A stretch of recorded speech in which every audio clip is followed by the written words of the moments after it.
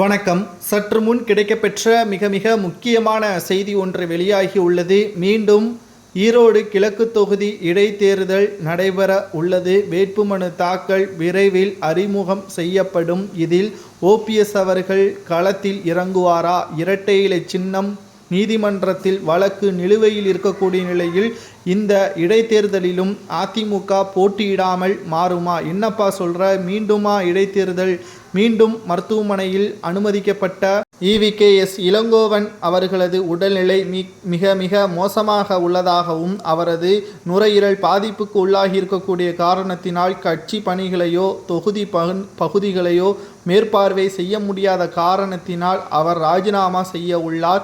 மேலும் 48 மணி நேரத்திற்கு மருத்துவர்கள் கெடு ஒன்றை கொடுத்துள்ளார்கள்.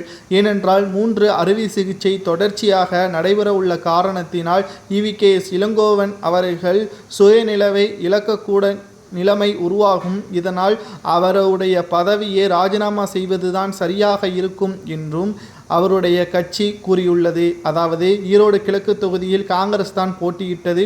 அவரது மகன் உயிரிழந்த பிறகு கிட்டத்தட்ட பல விமர்சனத்திற்கு மத்தியில் EVKS இளங்கோவன் அவர்கள் போட்டியிட்டு 60,000 ஓட்டு வித்தியாசத்தில் வெற்றியடைந்ததும் குறிப்பிடத்தக்கது. வெற்றியடைந்த 3 வாரத்தில் மருத்துவமனையில் அனுமதிக்கப்பட்டார். தற்பொழுது வரை மருத்துவமனையில் தான் இருக்கிறார். மிக மிக சீரியஸாக கண்டிஷனில் நேற்று இரவு முழுவதுமாக அவருக்கு ஏற்பட்டுள்ள காரணத்தினால் தற்பொழுது உடல்நிலையும் சோர்வாகவும் அவருக்கு 3 அறுவை சிகிச்சை செய்யக்கூடிய பிரச்சனையும் ஏற்பட்டுள்ளதாக மருத்துவர்கள் தெரிவித்திருக்கிறார்கள். இதில் விக்கிரவாண்டி இடைத்தேர்தலில் அதிமுக போட்டியிடவில்லை. ஆனால் இந்த ஈரோடு கிழக்கு தொகுதி இடைத்தேர்தலில் அதிமுக போட்டியிட வேண்டிய சூழலும் ஏற்பட்டுள்ளது.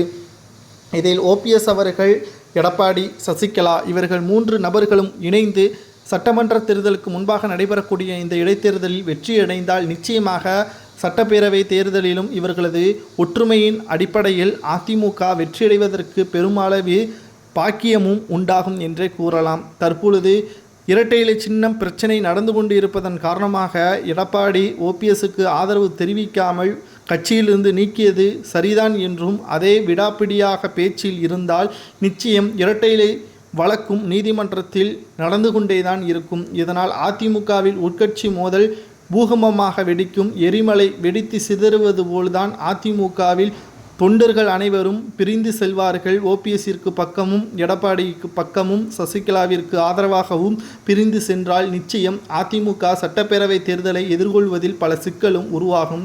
இந்த ஈரோடு கிழக்கு தொகுதி இடைத்தேர்தலில் நிச்சயமாக ஒற்றுமையாக அதிமுக வெற்றியடையுமா என்பதை கமெண்டில் கூறுங்கள்.